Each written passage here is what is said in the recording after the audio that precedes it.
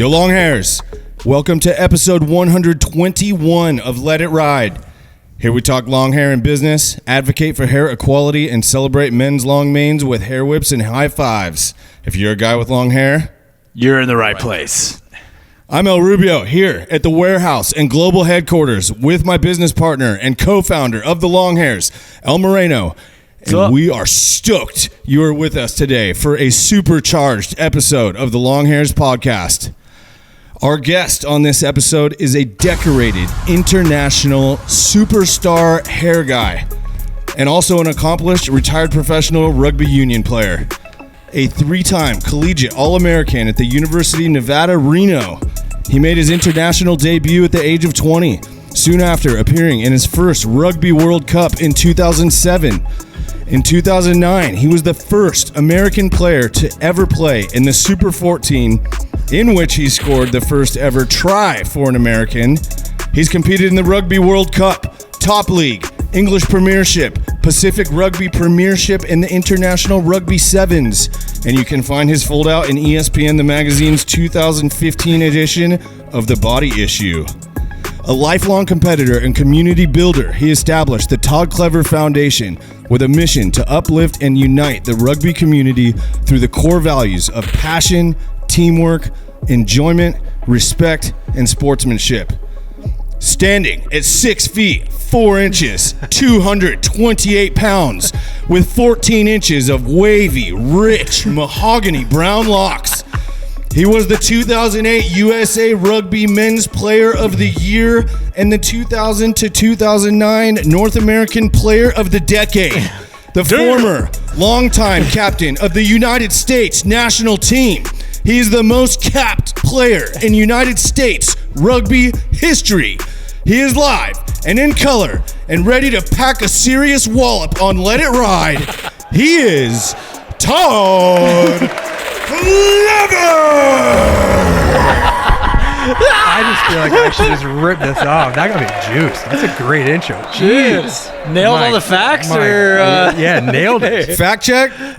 That and some. Hey, you make it easy when you're a badass. There's all the online content you could dive into. Yeah, and some that you don't want to dive into. So. Don't want to dive too deep. That's correct. Be careful what you find there. We saw you at the U.S. Open. You a big golf guy? I'm a fan. I've been around golf my whole life. Born in Palm Springs. Have a couple places out there on the golf course. So, anytime hitting the links and nice. But more casually. But last few years I've picked it up a little bit more. My wife, actually, she's from Switzerland. And she came over to America on a golf and theater scholarship. No way. She's got me involved and she whips me pretty good up and down the course. Yeah. Heck yeah. Why aren't we doing this on the 19th hole? Yeah, exactly. We got to get one lined up around here pretty soon. I got the clubs in the car. Dude, there's always room for the clubs. always. No matter what. The baby seat can't fit. But sorry, kids, you got to really tuck into the back there. We got to have the golf clubs. So we saw you at the U.S. Open a little over a year ago. We've been trying to link this up for a while, schedules permitting. Here we are. We'll get into some rugby talk, but let's get into what everyone wants to hear about. Tell us about the hair, man. How long have you had it? What is your hair story? What brought you to this point? Well, I mean, you have to rewind it quite a bit. My parents were pretty conservative and wanted my brother and I to be always clean cut. So I remember dragging my feet, getting pulled into hairdressers, super cuts or super whatever it is, and leaving in tears with a sucker in my mouth. Like, come on, this sucks. I was like, when I get old, I'm never gonna cut my hair. Watch me, Mom. She's like, well, you can't. You got to go to college. You got to look presentable. And look at me now, Mom. Yeah, I'm there doing we go. So I mean, I've always wanted to, to beat at my own drum and kind of be my own person and express myself, and kind of done it that way. So was it once you were out of the house? A little bit when I got strong enough to fight off my parents. They kind of let me have my say on how I want to be. I had a hard time finding a picture of you with short hair. Yeah. I mean, everything you've had the flow for most of your rugby career, if not all of it. Yeah, I mean, it's a funny story with one of the old USA coaches. I had dreadlocks for a long period of my time. You know, I was at university, and I was 19, 20, having dreadlocks and playing good rugby at university, and made the national team. And the coach at the time, you know, he told me, he's like, you know, you want to play, you got to cut your hair, sort of thing, in so many words. Yeah. You know, every day it's like, hey, coach, he's like, oh, there's a barber around the corner. There's this. So I've had teachers in high school give me money to go get haircuts. I've had coaches bribe me to get playing time to get a haircut, and you know, it's just kind of how it is. So how did you maintain the long hair out there with such physical contact, a lot of grabbing, you know, everything in the rugby, you know, game? How did you keep it without getting ripped out? It did get tugged on a few times, and you know, he just kind of, you know, goes with the territory. You know, you don't complain. You kind of just retaliate back as fair and as legal as possible. But but sometimes, you know, people got a good tug on it. It's just part of looking sick. You know, it's just, you know, it's they part call it of the pitch in rugby. Like what's the field called? Oh yeah, pitch. Yeah, exactly. Yeah, that's right. Okay, dude. Awesome. So you resisted through the coaches and the teacher, or did you go and get it cut from time to time? Yeah, I think the last time when I cut it, it was I did cut it, you know, leading into 2003. So last time.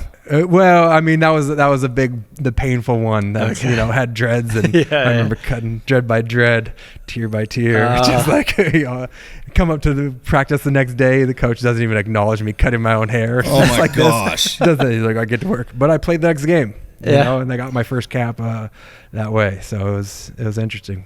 So once you got to a point where you were a really good player, did you build up enough kind of rapport to where you just didn't get those comments anymore after a while?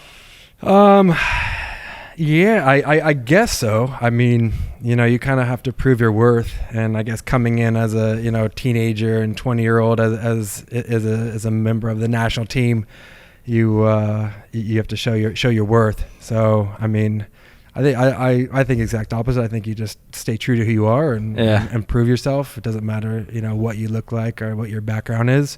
So that's kind of what I'm let the work do the talking. Exactly, 100%. I mean, I was undersized for my position by all the coaches that told me, or strength and conditioning coaches told me, like, you need to be this heavy, you need to be this strong. Yeah. And I just go back to them and look at the film and I ask them how heavy did I play? Yeah. You know, let my stats and let everything else prove to me. Yeah. Don't just say, like, you have to be this weight when you jump on a scale. Okay. Dang, saying you're small. I mean, you're a big man. but I'm sure there's some giants out there. There's some big boys on the field, on the pitch. On the pitch. I said 228. I think maybe that was your playing weight. What are you walking around at now? I'd be at 220 now. And you know, my playing weight varied quite a bit because I played both 7s and 15s for USA. So whenever I played 7s, I was around like 225, 228, and then I was about 10, 15 pounds heavier when I was with the 15s program. Is that because there's fewer men on the pitch? You got to be more. You got to cover fast, more ground. Exactly right. Okay. Yeah. Okay. So is that like those two styles of play? I guess is that the best way to say it? Is one more speed focused versus, you know, what's with more physical guys, but exactly. Okay. So I mean, 7s and 15s, it's what it is. So 7 versus 7 and 15 versus 15. Yeah. So the 7 versus 7, it's only 7-minute halves. Okay. So it's a complete sprint. So you're covering so much ground in that small amount of time. Yeah. And you play like 3 games a day. So it's really tough on the body. Yeah. And you can't carry that weight, you know, into those tournaments. With 15s, it's a lot more physical. So, you know, it's 80-minute games, 40-minute halves. So, so you need more padding on the body with the shoulders and the neck and everything else because the contact area is so much more. Okay. Does 7s bring a bigger crowd or 15s? Or I know 7s brings a huge crowd, right? It's a complete different sports. So 7s is in the Olympics now. So that's exciting. They have World Cups for 7s and 15s, and for 15s, it's just has World Cups. It's not longer in the Olympics. It was in 1924 was the last time, and USA won the gold, but then they took it out. So there's a long history of it, but for crowd wise, 7s is more of a festival feel. Because, you're playing every 15 minutes is a new game. 7 minutes halftime, 7 minutes full game, new team on. And the greatest thing about rugby, I think, is just the inclusion and the diversity of the sport. Because you have everybody from different backgrounds, sizes, shapes, countries, and females and males. They play same exact rules, same exact everything, field. So it's not like any other. Yeah. Can we take let's go just rewind a little bit. How did you even get into rugby? Coming from California guy, Palm Springs, football's the sport out here. You're built pretty well to play football as well. Maybe even basketball too. But so why rugby? Yeah. Born in Palm Springs, grew up in San Jose, California. Okay. And I just followed my brother's footsteps, as a kid. Look up at your brother. And, I kind of saw his pathways of what he did, and I just kind of copied, or just knowing I wouldn't want to do that. And in high school he played American football and rugby, and I played soccer a bit growing up, and I like skateboarding, I like surfing, snowboarding, all that. So I was kind of a little bit different on that. And whenever he was playing American football, you have your double days, you have your military style coaching, how that goes about. And for me, as a long hair, it doesn't really chime in too well. So I saw him start rugby, and we practices Tuesdays and Thursdays and have one game on the weekend, and after the game they get together with the other team, and it was this really cool culture that I really enjoyed. And then every year the team went on tour, so they went to Ireland, they went to Canada, they went to South Africa, and I'm just sitting here like, man, he's come back before, with pictures and stories and all these things. I'm like, why would I want to play football? Double days, tackle, only get to play offense or defense. I was like, that sport's not for me. So I got into rugby because I wanted to see the world. Awesome. And and the better I got at rugby, I was able to see more places. And then after playing rugby for a couple years, I got introduced to professional rugby. And then there's, national teams and World Cups and things that I didn't know that were there when I first started playing. And then kind of I was like, all right, it's time to set some goals. And, once I saw, a stadium full of, 90,000 fans and fans, I was like, I want to be down there and put all eggs in one basket, and made that dream come true. Dude, outstanding. As you were saying, rugby is a global sport. Just take us for a minute outside the mind of Americans when it comes to sports and rugby in particular. Yeah, I mean, it's on all corners of the world. And, the Rugby World Cup is the third largest sporting event in the world, behind the Summer Olympics and the FIFA Soccer World Cup. Yeah. So, I mean, it's massive, from broadcasting to attendance to, professional leagues. And there's professional leagues everywhere. And, through my career, I was lucky enough to experience contracts in New Zealand, South Africa, Japan, England, and then the States.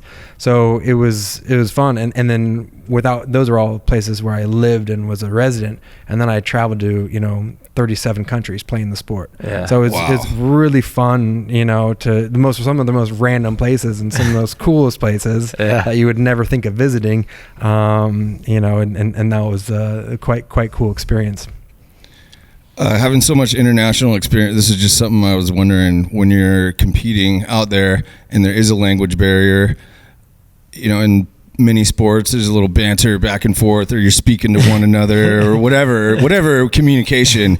It's different with the language barrier, but there's still plenty of, body language. Just how is it with the difference on the international stage? Yeah, I mean, I think once you're in sport, you know, there's language barriers whenever you're, you know, having a beer with somebody, or if you're doing business, or if you're trying to, you know, order food. But whenever you're in sport, you kind of have that same sort of language. Yeah. Obviously, there's hiccups. You know, my first overseas experience was in New Zealand, which they speak English, no problem.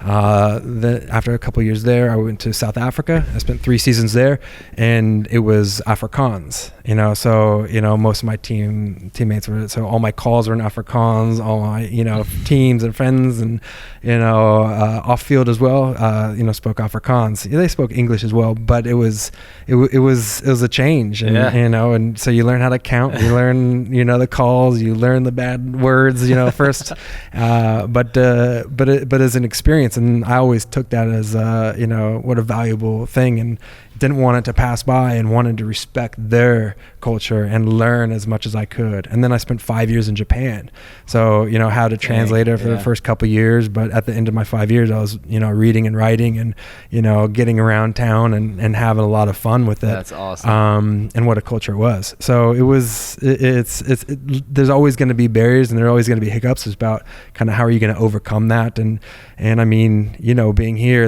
you know, it's a melting pot here in America. Yeah. If somebody's trying to, you know, respect our culture and be a good person, doesn't matter where they come from, if it's, you know, Iran, or if it's Africa, or if it's Ukraine, Russia, it doesn't matter. You know, you see what people are for. So that's the main part. And I think being like a global citizen, that really, you know, shines through. Dude, phenomenal. Man, what a great, like, just blessing that sport has given you such a rich life of culture, and seeing and experiencing so many different places and people and things. Out of all the areas you played or teams, or like, who's the toughest? Like, you know, which country? Because like immediately it comes to my head is just New Zealand, the All Blacks, and right? like they kind of have the stigma, right? But is that true, or what's it really like out there? Yeah, I mean, that's one of the reasons why I went to New Zealand, is because whenever, you know, and I was, you know, kind of a big fish in a small pond playing rugby in America, you know, coming up at age 18, 19 at university, and already excelling, and, you know, making college All-Americans, and getting a cap for USA, and seeing what the difference was. And it wasn't, you know, physically, it was more just like skill-wise and hardness, and being in every day. And rugby in New Zealand is a religion. Yeah. So I just wanted to immerse myself and challenge myself with the world's best. So I went down there and tested my time, and, you know, nothing was guaranteed when I went down there. I just had the opportunity to try out for a contract, and it came off pretty well, and I ended up staying a couple of years, which was great. Nice. But to go back to your initial question of like who's the hardest, in hardest leagues, it goes back to when I first started playing as well, is when I started watching rugby, which is not, you know, you don't turn on TV and like, oh, here's rugby. You know, you have to fall upon it, or you have to like search out, or go to an Irish pub and watch it. But I used to watch, you know, tapes with my older brother, like VHS, or like one channel on the TV on early Sunday mornings or Saturday mornings, and we got Tri Nations, which was Australia, South Africa, and New Zealand, and they played the nations, and Super Rugby. And Super Rugby consists of teams from Australia, South Africa, and New Zealand. So that's how I got introduced to it. So I got my favorite players, and I got my favorite team, and I understood that. And I didn't really know about European rugby. I didn't know around anything else other than that. So whenever I started making these goals, I was like, that's where I want to play. Yeah. You know, that suits my style. Open field, hard nose, you know, kind of, you know, that grit, but also with a lot of flair. So I wanted that's why all my eggs were in one basket, to go to Southern Hemisphere. And when I had opportunities to finally sign contracts, it was in France, it was in England, it was in Italy. I'm like, no, I'm happy staying, you know, Southern Hemisphere. So that's why I stayed in New Zealand and ultimately moved to South Africa. Okay. Yeah. Christmas in the dead of summer. Yeah, that's right. You know, you don't really think about that, you know, and then you hear these holidays, you know, dreaming of a white Christmas. Like, I bet you are dreaming of a white Christmas. So you were also a pioneer among American rugby players. These guys in these leagues have been going for hundreds of years, and Americans are kind of the newcomers, and you're kind of one of the first Americans with the skill and the ability and the desire to play and to be there. Did you get any, were people welcoming to an American to the rugby, international rugby stage? Yeah, I mean, no. I can see like I'm gonna break this guy off. No, exactly. I mean, you get it from everything. But I also got a lot of haters from America. Just going over there. Oh, he's not gonna last, or he won't make the team. I remember starting against one of my idols, someone that I looked up to, and I got to play against him. Someone that I molded my game around, be like, this is how I want to play with a combination of that. And I got to play against people, and I played my best rugby. But I remember, and that was when I was young. I was reading the comments. I don't read them anymore, thankfully. So, but yeah, I'm like, man, fuck these guys. Talking shit, doubting me. Like they don't want to know. But it gave me put the fire into my ass to really dive in. And then I remember, being in South Africa when I signed the Super Rugby contract, which is huge for myself and my family and rugby in America, because it was the first. I remember being on the front page of the sports section in Afrikaans newspaper, and I had to get someone translate it, and there's a picture of me in the training thing, just kind of like smiling face, I was like looking pretty dumb, but I was pretty stoked. And it was the title was, "Would China import rice? Why would we import a flanker?" Which was my position. So I'm just sitting here like, that's the only thing that's in English. The rest of it is like, I'm like, oh boy, this is fucked up. I gotta get this article translated. So it was. So that's and that's how newspapers is, and you kind of go that way. And I was a long-haired California kid, so I had all these like Afrikaans farmers being like, what is this guy doing? And then after a couple of seasons, had some really good rugby and played this, so won them over. But then you started seeing these kids, like little kids starting to get long hair. Nice. So the parents are just like, they hate me, but they like me. They hate me, they like me. They're like, but it was quite cool. It was a cool movement.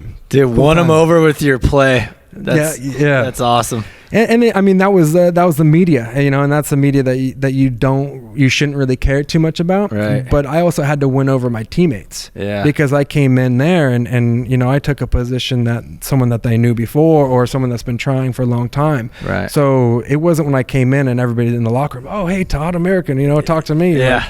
And no, I was like, there's a couple guys that way, but the rest of it was like, you had to earn their respect. Yeah. And the only way through that is being a hard motherfucker and tackling hard, running hard, supporting them, and being a great teammate. So you definitely do that. So by the time we finished the off season workout, the preseason workouts, and getting into it, I definitely went over the locker room well before the fans and the media. Yeah.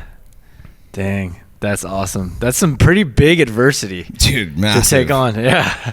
It's good to have your back against the ropes and a big mountain ahead of you, and I know a lot of players in any sport that have their whole career in one club, so they only know one locker room, or they only know one city and everything else. And I was on a podcast actually not too long ago, and we were talking about it, and something really clicked on me is all the places I lived. When I lived in New Zealand for 2 years, when I lived in South Africa for the few seasons, when I lived in Japan for 5 years, and when I was in England for the seasons, I didn't hang one thing on a wall. I never hung artwork. I never hung a picture. I never hung anything else. I just I bought a first place, or it was blank. And I go, what? And I was just like self-thinking, like, this isn't home. I'm here for a job. Yeah. This is what I'm doing. Don't get comfortable, because once you're comfortable, that's when they're going to overtake you. So, and I never really thought about it until years after the fact. Is like, you know what? This is my job. I'm here to, get this done. Dude, that's awesome. That's a great mentality, huh? Now, pretty boring place to live in, though. Yeah. Didn't matter. You're not there to live. You're there to work. Yeah. Well, let's talk a little bit about the work, because I'm interested to know what kind of the training routine's like. Are you guys lifting weights? Is it more running? Like what's kind of a day in the life of a professional rugby player look like? Yeah, I mean, just like anything, it's your craft. So, you have to study. So a lot of it is mental. Okay. A lot of it is recovery. A lot of it is, physical. So these off-season, pre-seasons are really important to gain your weight back and your strength and to heal up. Yeah. But through technology and, all these sort of things, it's a science now. Sure. So I mean, every time you go on a training field, you're wearing a GPS, so they know every step you take. They know how fast you're going. They know when you're resting, when you're not resting. They know your heart rate.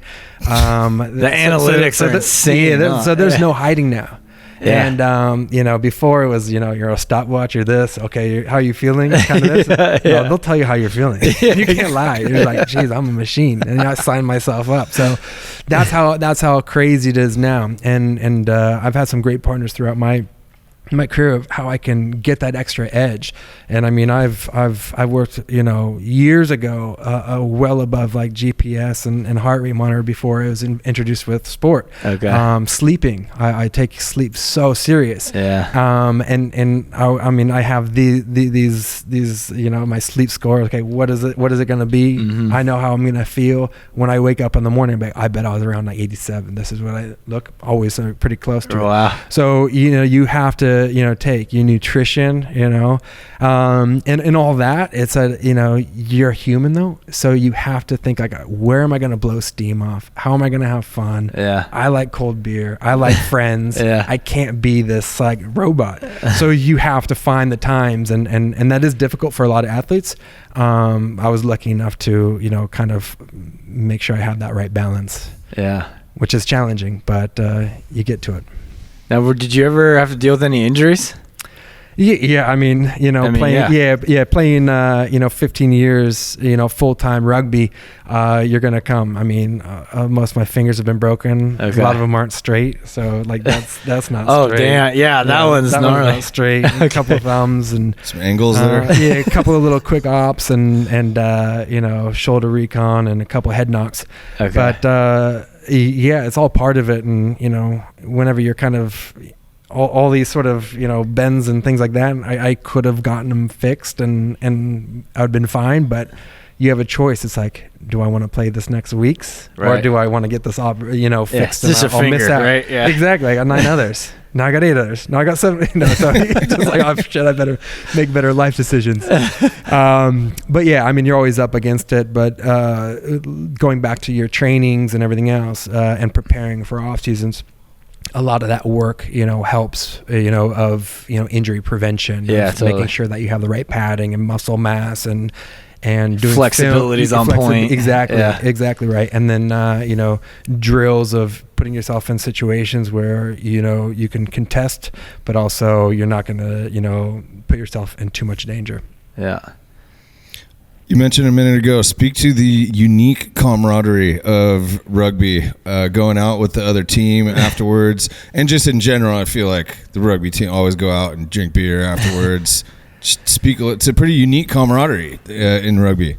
Yeah, I don't think any other sport is like it. And it starts young. It starts when, little kids play, eating pizza and having sodas after games. Yeah. And you kind of get to know it, which is really cool. And just to be clear, you're talking about the opponent, right? Like you go out with the opponent. Yeah. So afterwards, you always want to have, a presentation, get together, break bread and have something, frosty to drink. Yeah. If it's a soda, if it's a milk, or if it's something else. Yeah. But yeah, I mean, it's just part of the rugby culture, which is fantastic, and you want to implement that because you want to learn from people, and from my first tours, in the UK, on my first rugby tour, when I was in high school, it was like, we got billeted. We didn't have money to stay in hotels, so you actually stay with the other team. So you stay with somebody that you're going to play with the next day. Yeah, and wow. it was really, really cool to see how they live and see what they eat for breakfast and see their game day operation. So it was, between getting billeted to staying in hostels to experience your first, pubs, and when you're in high school, you're like, wow, this is something I can get behind. And, and I'm friends with people that I've hosted or stayed with, 20 odd years ago. And it's just such a cool, like, environment to put yourself in. That's the international part of it too, of being hosted, like having noodles for breakfast, or just you're getting that international culture along with the culture of the team and the player, how they train and all that. Yeah, exactly. I mean, there's been there's definitely been some nutritional challenges, some more than others. I mean, I'll dive in deep. I'm fine being uncomfortable, but whenever you rock up to first week in Japan, and you're up in Hokkaido, preseason camp, and all right, breakfast ready. It's fish heads and rice and a couple lettuce things, right? Wait, I gotta eat this head here. I need some Wheaties, man. Yeah, but it's all part of it. Extraordinary. Wow, I did not know that about rugby, that you guys, like, it's tradition to meet up after the match. And you always want to have no matter what level of it, and it changes. And once rugby's gone professional and do everything else, maybe they lost their lost their way a little bit. But going back, it's, some of my closest friends are the people I've played against. Like I told you before, his name was actually George Smith, and who I looked up to, played against. We actually got to go afterwards. Had a beer, afterwards. Had a bite to eat, and he's like, "What are you doing?" All right, I'll show you around my town. And then the next year, because I was in Johannesburg in South Africa, next year whenever we played in Australia, he took me out, and it was we were live midweek. All right, let's grab a coffee. Let's do this, and it's just that respect that you have, and friendship that you go and it's just that bond. So then, how do you switch that when you're back on the pitch and you're going to war against him? Yeah, I mean, it's like I said, the mental side of things. And anytime there's a white line I cross it, I'm a different person. So okay, you're not my friend. right, yeah. Dang, dude. Phenomenal. So popularity of rugby in the U.S. increasing, growing. What's it like? It's exciting times for rugby, which is really cool for me to be in, and one of the reasons why I started the foundation is to really unite and support what's coming. 2031. USA is hosting the Rugby World Cup here in America. 2033, we're hosting the Women's Rugby World Cup. So it's really exciting. So now it's like all hands on deck. How can we, get into inner city programs? How can we get into the YMCAs, the Boys and Girls Clubs, high schools, making sure that there's a pathway to it. So it's a task. It's a daunting task up against it, and working with cities, schools, colleges, all the groups I mentioned before, of how can we grow the sport, because in my opinion, it is the best sport in the world because of what we've all talked about, and just the inclusion of it. It's from anything. You look at body types, there's a position for everyone, and mental ability, of physical ability, there's always a type for it. Like, if you don't like to tackle, there's touch rugby. If you don't want to there's flag rugby, there's co-ed rugby, there's girls rugby, there's boys rugby. I mean, you go down the list, it's the inclusion. I mean, there's gay rugby, they have tournaments for like gay rugby. I mean, how cool is that? So to be a supporter of across the board, of being like, wow, I'm part of the rugby nation. I'm part of this to, really support that and highlight the inclusion, diversity of the sport, and the upward trend of growing in youth rugby, and keeping it safe and making sure that it's a safe environment for coaches, for players, for somebody to seek mentorship and mental aspects of your life going forward. So what are some of the like roadblocks here in the U.S. or setback, or like it's like you said, seems like an enormous effort needs to be put in to really expand the sport to where you're dreaming it could be in the U.S. What are, when you're approaching these cities or the districts or the schools, what kind of things are you going up against, of why they don't want to do it, or I mean, of various things. I mean, you throw a dart. Let's throw one at universities. Okay, then they're going to be like, well, it can't be NCAA sport because of Title IX. So okay, well, how can we get it in? Oh, we need more female athletes. Awesome, let's get females scholarships, Okay, NCAA. yeah. Let's focus on females that way for that pathway. Yeah. 100% okay with that. And then the men could follow after that. Then you throw another dart and say, you know, the city, and then, you know, sort of the government, you know, try to get the government to do that, you know, with Parks and Rec and directors, and, you know, you want something to change, you want to stir the pot. Man, I've been in so many of those meetings and just being like, you know what, like, money's not the issue. We can put posts up. We can put fields up. Are you guys okay with this? Yeah. You're gonna sign off on it? No, you're gonna sign off on it. You know, so getting things done is challenge on that way. But we have made a lot of headway, which is exciting because you know, through our clinics and through our camps and through leagues and, you know, through our Jersey grant process that we've done and balls and everything else, we see the needle moving, which is exciting, and it is moving. But you know, you think, you know, 2031, 2033, it's a long runway, but it's not long whenever you got to be on it to that the date. boots on the ground. So working with different organizations like, you know, Major League Rugby and the cities that they're in, or hosting cities that are going to be hosting the Rugby World Cup. Like I said before, it's the third largest sporting event in the world. I mean, the revenue that is going to come in through taxpayers, through airports, through hotels, through rent-a-cars, through travels, everything else, there's going to be a need and want across the board. Now it's about, you know, okay, this is what we're doing. World Rugby understands how much money it is going to get from broadcasting, from ticket sales to, you know, hands-on things. So it's there's a lot of moving parts, and it goes up to the billions of dollars. And how do you spend that billions of dollars? Do you spend it afterwards, or do you spend it before? Right. So we're working on getting some of that before, so we can actually, you know, pay for, you know, safe environments, so it's safe for the fields. It's, you know, rugby's, we're pretty simple people. You know, you can use a soccer goal and duct tape some PVC pipe. You're like, we got a rugby field. It's like, not quite. You know, and through the foundation, we've donated a lot of these portable rugby posts as well. And I mean, but they're for kids. You know, they're not for, you know, grown women or grown men, because it's probably just not the most safe. You know, there's hazardous things. So working with the Parks and Rec and making sure and highlighting, you know, this isn't a football field, this isn't a soccer field, this isn't a rugby field, this is a multi-use sport field.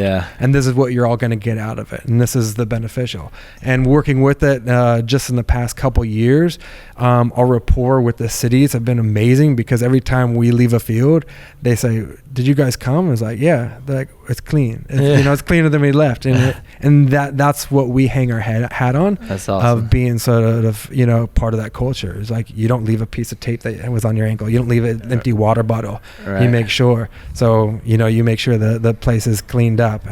We have a thing, and it goes all the way to professional international rugby. Whenever you're in a locker room, you know, you won't know that they played in the locker, you know, because we sweep the sheds. You know, and you don't have that in any other sport. No. So it's awesome. But you teach them at a young age in the community parks and everything else. So we are getting those wins, but there are challenges, and it is going to take time. Well, 20 years ago, it would have been laughable to have the Rugby World Cup in the state. When you first got on the international stage, you said they would have laughed at you. Yeah, I mean, it rewinded even more. You know, you kind of compare it to like the 1994 when the Soccer World Cup came to it, and that really kicked off the MLS, and it really kicked off the interest of it, and the growth of those leagues and teams and cities and pathways and academies. I mean, it trickles down to communities, and they do a great job. You know, from LA Galaxy up to, you know, all of Southern California. You know, new Miami team with David Beckham building. Austin that just built a new stadium. So now these franchises are worth, you know, close to $500 million. You know, 15, 20 years ago, they're $50 million, you know, so it is amazing to see that. And hopefully rugby, and we are on that path of building, but there's got to be a standard.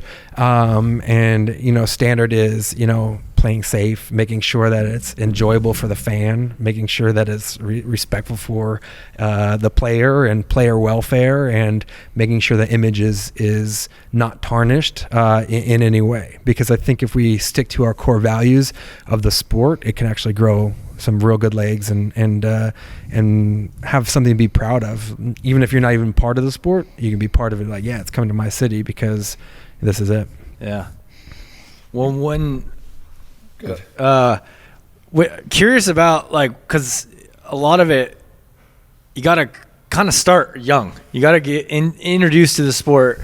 I don't know what the ideal age is, but are you seeing out there with the communities you go to, the people you talk to, you know, I'm sure parents aren't super educated about what rugby is or what, but they maybe are leaning towards it more than football, because there's so much going on with football right now about head injuries and CTE and all this stuff. And, you know, like Pop Warner, I don't know what the stats are, but I heard that it has had a massive decline in the last several years just due to everything that's been coming out with head injuries.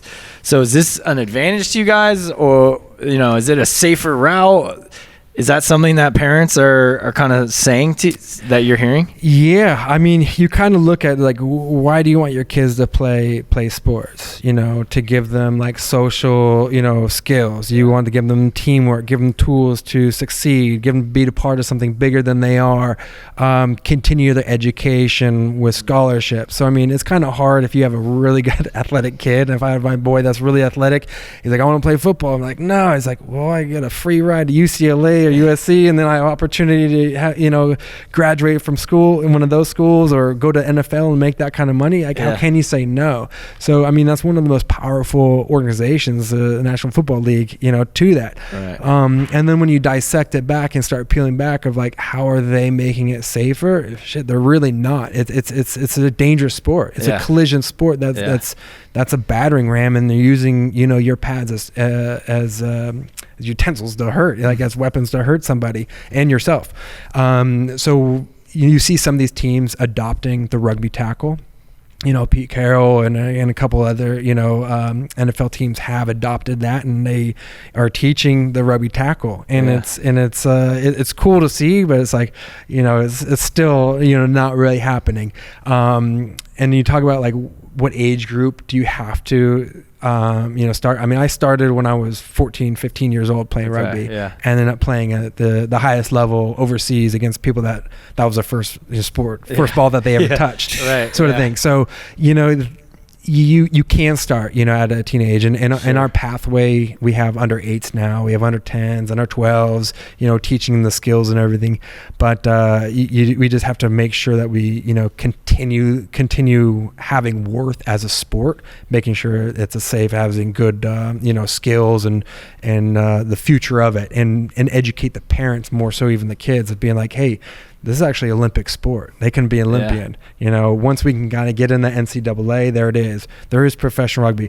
Yeah, it's a fraction of the money that you could earn in anything else, but the skill sets and what kind of person, you know, boy or girl, you can turn into, man and woman, at the end of it could be, you know, lifelong, you know, for that. I mean, I know my body, you know, playing for so long, I didn't chase that last contract. I actually got my contract out early because I knew, I was like, oh, my body's getting pretty beat up.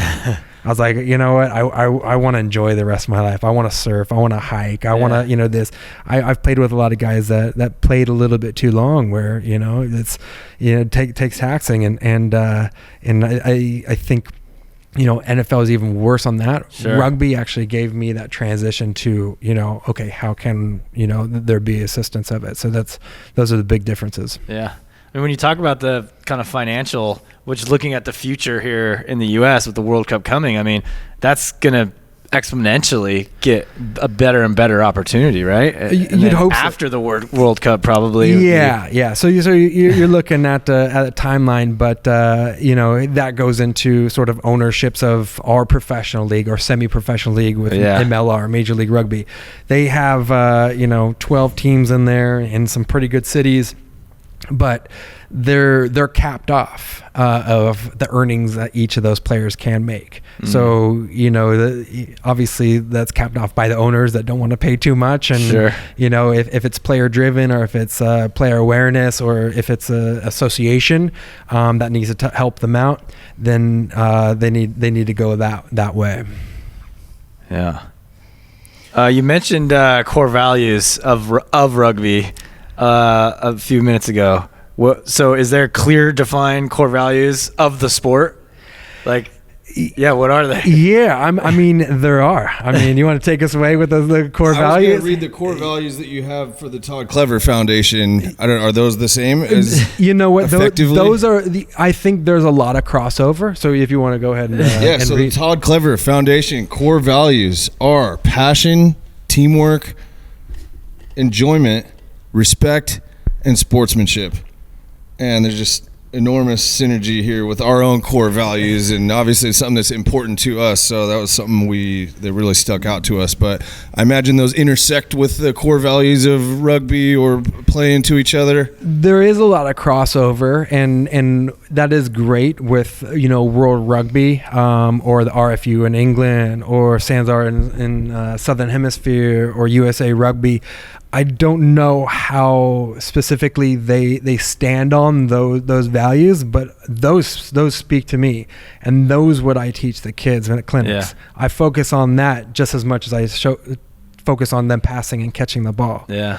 And once I kind of do that, and then I start working with other businesses and corporate gigs, it's like these core values aren't for the line, for the pitch. Right. These are for your life. Yeah. These are actually, forming great women, great men to take on. And it's not limited in any capacity. It's fantastic. Can you speak to each of them just a little bit? When the one that sticks to sportsmanship, I just think is such a critical one, but no more than any of the others. Can you speak just a little bit more? Yeah, with sportsmanship, it's funny. I always want to evolve. I always want to get better. And I actually made calls. I was like, and you might think it's crazy, and people might do it because is it? And I made calls. And I said, can I say sportsmanship? And they're like, yeah, of course, why not? I was like, what about sportspersonship?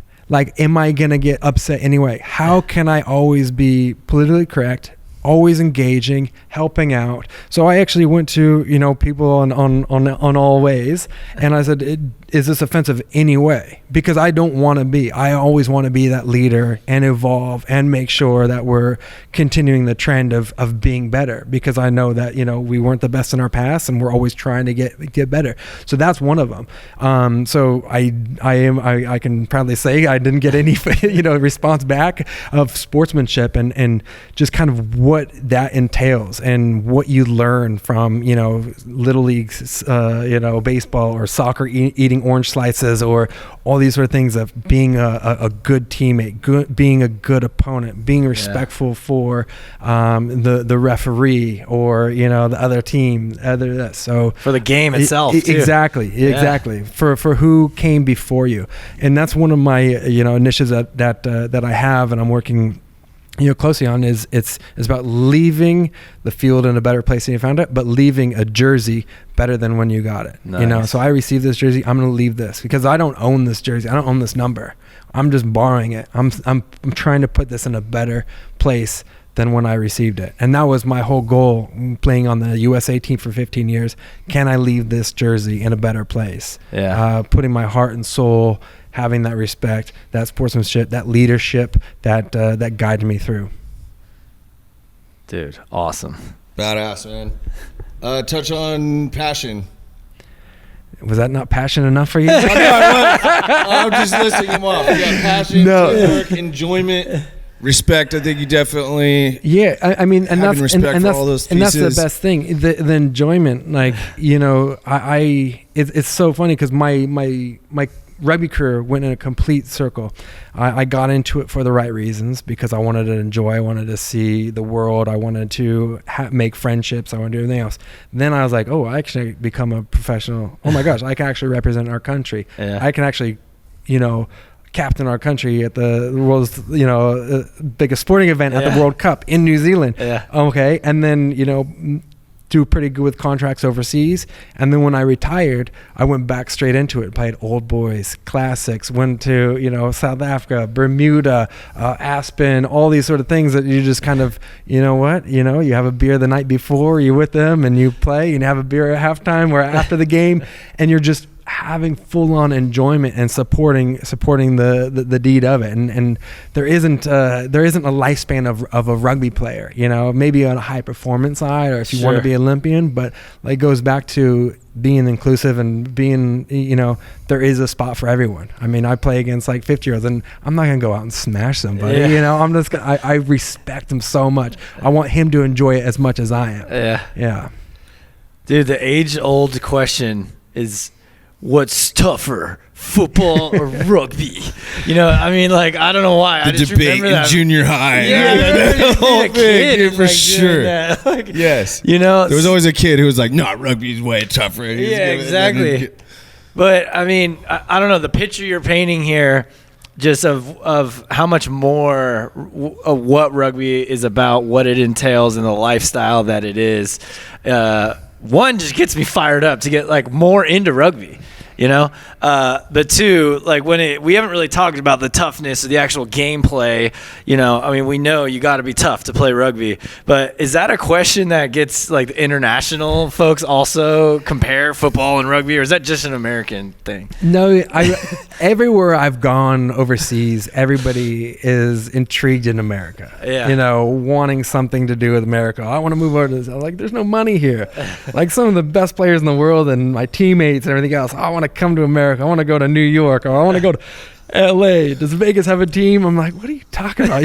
There's no money here. Like, you think that is, but people are very, you know, America's very captain, and you know, people really want to be like, you know, the bright lights, and you know, if you can make it in America, you can make it anywhere, sort of thing. And it is true, because you know, we're an untapped market, and when you in the professional sporting era of rugby, so there is no ceiling. You know, we talked about the history and these other developed countries, rugby nation countries, is, you know, that they've been professional since the early 90s, mid 90s, and you know what, they're having, you know, issues with broadcasting, or there's only 4 million people in the country, or so you really can't you know, make a make a big splash on it, right? So like, oh, once it catches, and that's what it is, like once it catches on in America, it's going to be wildfire, and the rest of the world's in trouble. Yeah, definitely. I mean, where do we stand as far as, you know, our talent? Because it's, you know, just looking at all the other sports, and when you look at basketball compared to some of basketball in the other world, and obviously there's no football anywhere else in the world, but I think it's some of the athletes in the NFL are arguably probably some of the greatest athletes in the world. Like, we have incredible freaking talent, and when those guys start coming over to rugby, like, is America going to be a massive force or what? Yeah, earlier kind of talked about the youth and sort of how you get into it. Yeah. And that's one cool thing about rugby, is the pathway of getting into the national team, the Olympic team, or the World Cup team for 15s, is there isn't like a linear, like you don't have to like go to this university, or you don't have to make this age grade team, so we have that pathway, but we also have crossover athletes. Right. So those crossover athletes are doing an amazing job with the sevens team, with the Olympic USA sevens team.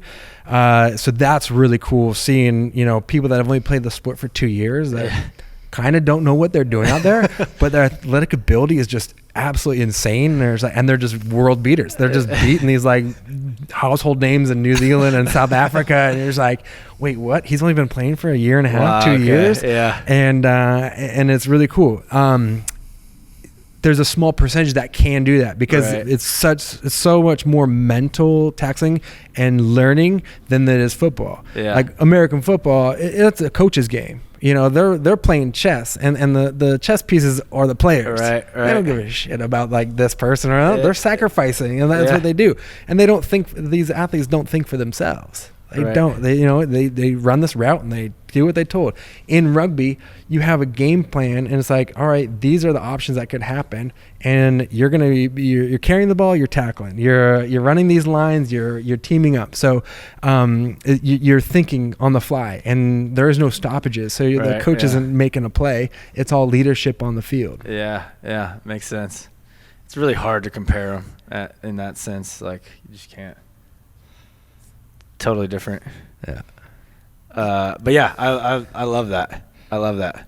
Just giving us a way deeper understanding of the sport, honestly, and what it means, and the culture behind it, and the respect behind it, the camaraderie and the sportsmanship tradition is really just exceptional. And you can see how the values of rugby aren't really about rugby; they're about building good men and women. And there might not be a linear path for the rugby, but going on the rugby path is a pretty linear path to being a good person. Yeah, I couldn't have said it better myself. That's really good. Having not played myself, but just spending an hour with you, man. And I think you're a fine ambassador to the sport, both globally and here in the United States. And it makes me pumped to see the growth of rugby and what's going to happen and what it can become here in the United States, and how that can make us a better country. You know, we're always trying to get better, and you know, we bear the mistakes or the learnings, the losses, and you know, turn it in not into wins and losses, about learnings, and you want to be better, and you want your kids to be better than us. You want them to be better than us, and that just needs to build traction of it. And I think you said it, you know, correctly, and. No, it's a cool environment and space that I'm in, of being able to do something that I'm really passionate about, you know, grow the sport that gave me so much, and to give back and to see, but probably my favorite sight, you know, looking back is watching, a crossover, you know, American football player, you know, that's been on the line, you know, offensive, defensive line, and all they do is block, or all they do is like this. They might have touched the ball one time on a recovery or something. And you get them to play rugby, and this big body just touches the ball.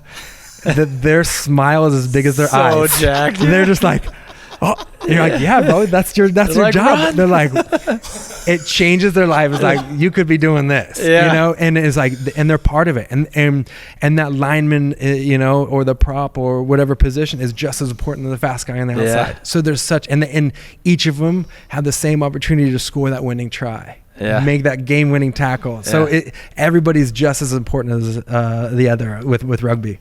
And but that is my favorite sight whenever I see, you know, a crossover lineman in football, and they tell me afterwards, I touched the ball one time in my career. 14 years. That was a fumble recovery. That was a highlight. I touched it. I'm like, man, you touch it like 20 times a game now. So they get stoked. It's so great. I mean, I played soccer growing up, and just the way you kind of described how the game works, and without being stopped, like there's a lot of same kind of communication that's happening on the field. The leader is really critical for what everybody else is going on. The coach, you don't even hear. Like you really don't even hear the coach during the game. So that it does make a lot of sense. And but one thing, thank you for just getting us so hyped on rugby, because I want to really get into it more, and especially with the next Olympics, like really actually watch everything go down, and you know, dive into it and get stoked for the USA. But also just like where you're at, your position, and what the actual kind of trajectory could be for the sport in America. I mean, you have 30 years of work ahead of you that, like, it's awesome, dude. You're really set on this mission, and there's no limit. You don't have to stop ever now. And you have all the accolades of, hey, I've been there, done that. But now the expansion in the U.S. and everything, like, dude, so pumped for you and what you have in store for the future. Yeah, it's going to be a lot of long days, long hours, rainy fields, and you know, traveling and trying to win, you know, one person at a time. Yeah. So it's we're up against it, but that's why you know, I raised my hand, because I believe in the sport, and I've seen what it's done, and changes lives, and it's really cool to be part of.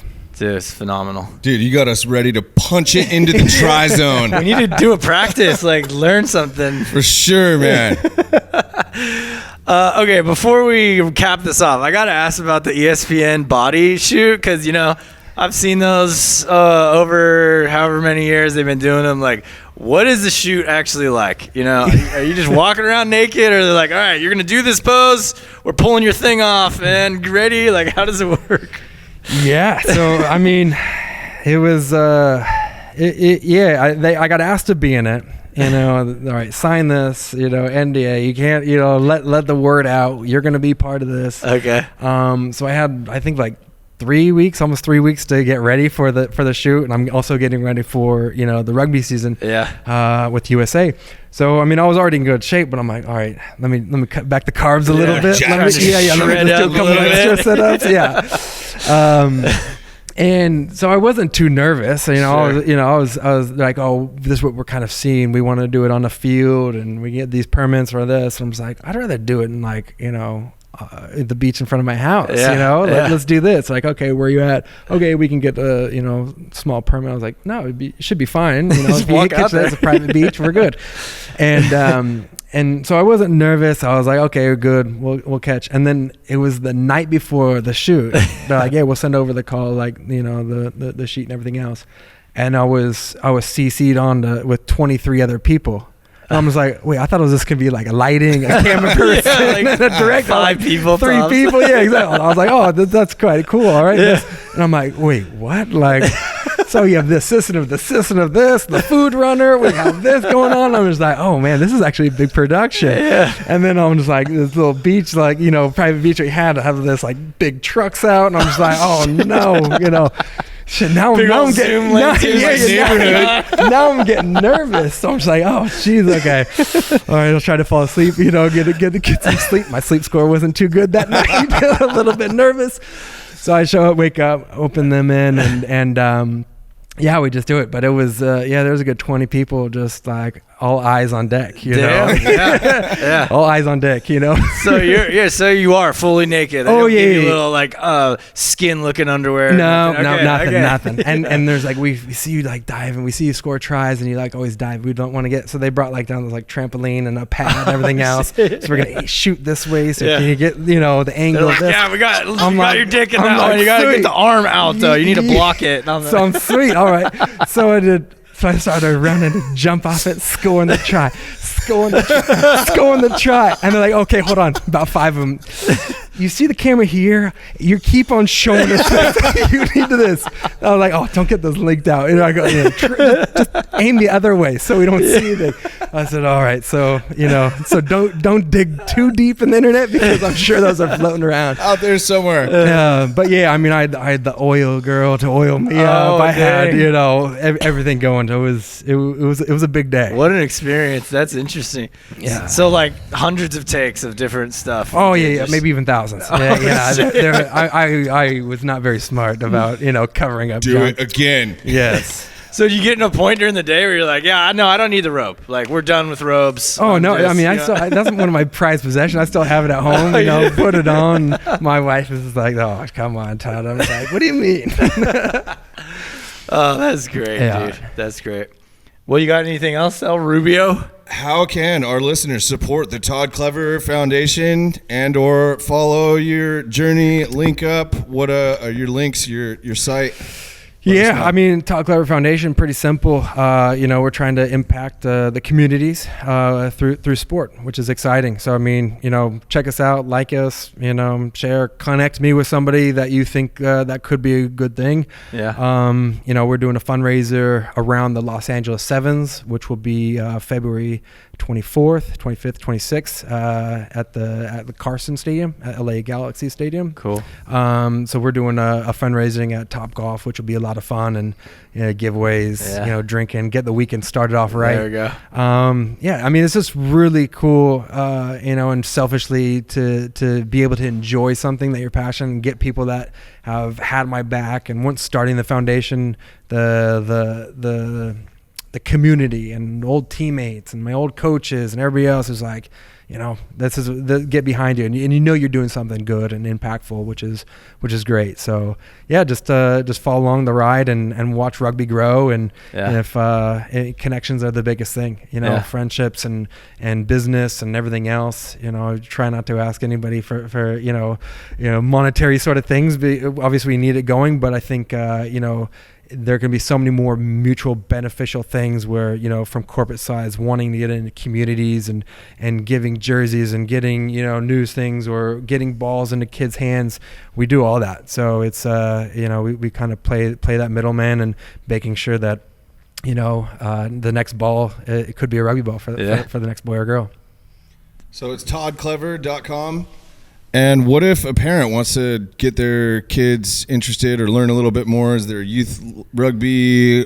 How could some parents kind of explore further if they're interested? Yeah, I mean, that's a great thing and a great question, is because youth rugby is growing, and there's a lot of good parents, a lot of good coaches trying to build their programs, and it starts with touch rugby, so it's not contact, flag rugby, learning the games and learning the teamwork and the rugby values, and then it goes into middle school and high school where it's you can go into tackle, so it's there's rugby across the board, across the nation, and there's hot pockets where it is, and we're there to help as well, set up. So we do some grants of writing and making sure that if you're starting a team, we make sure you have some jerseys, and you have balls, and you have cones and all that, and connect you through the right resources with USA Rugby and getting sanctioned and being part of the whole rugby family, that rugby nation of it.